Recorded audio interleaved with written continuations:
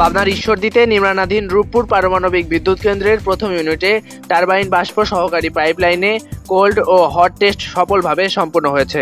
এই পরীক্ষার আওতায় পাইপলাইনে বাষ্প প্রবাহের মাধ্যমে ব্লোডাউন কার্যক্রম পরিচালিত হয়। বিদ্যুৎ কেন্দ্র চালুর পূর্বে এ ধরনের পরীক্ষা বাধ্যতামূলক, যা টারবাইন যন্ত্রপাতির নির্ভরযোগ্যতা ও নিরাপদ কার্যক্রম নিশ্চিত করে।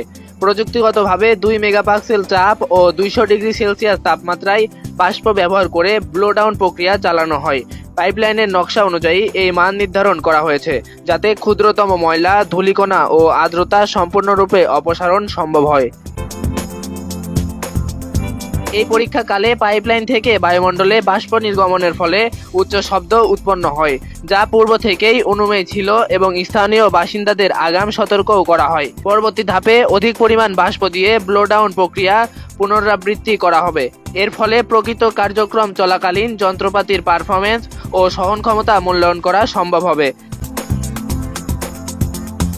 বাংলাদেশ প্রকল্পে এতমস্ত এক্সপোর্টের ভাইস প্রেসিডেন্ট আলেক্সি ডেইরি জানিয়েছেন, এই গুরুত্বপূর্ণ কমিশনিং ধাপটি শেষ হওয়ায় রূপপুরের প্রথম ইউনিটের গ্রিডে যুক্ত হওয়ার পথে এক ধাপ অগ্রগতি হলো।